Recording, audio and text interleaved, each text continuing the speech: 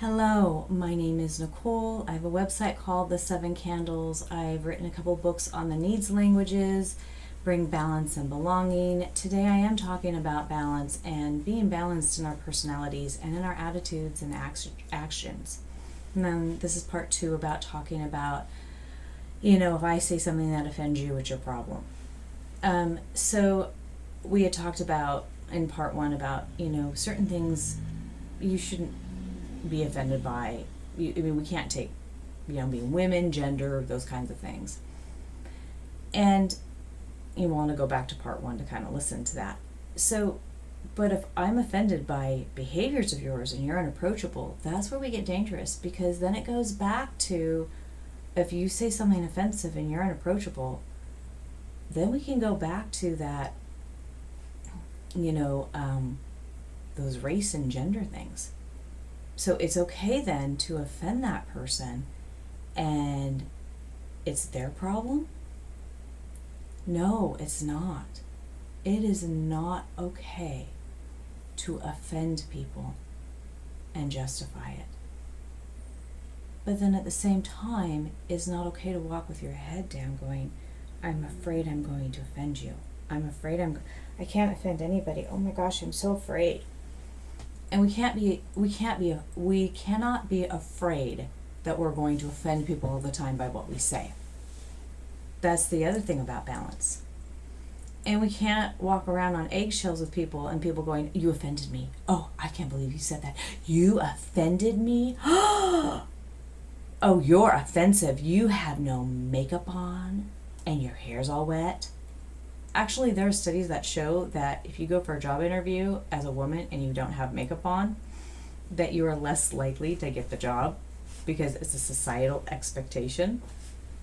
So I could be very offensive to someone right now. I'm sorry if I am. I have no makeup on, and my hair is wet. I'm not look the prettiest right now. So that's where we also have to find balance.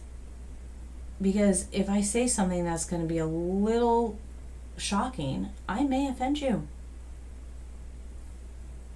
And I need to be in a place where I need to know what's balance. And that's where I have to come in within myself and say, I may need to preface.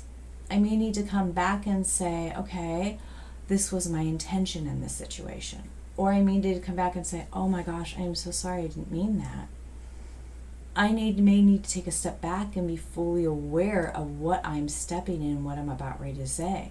Because there are some comments that I make, and I'm going to say this straight up, that are very, very strong. And I make them, and I'm fully aware that I'm making them to make a point, so that people fully understand where I'm coming from. I know one in particular I make, and people are like, wow, I can't believe you said that.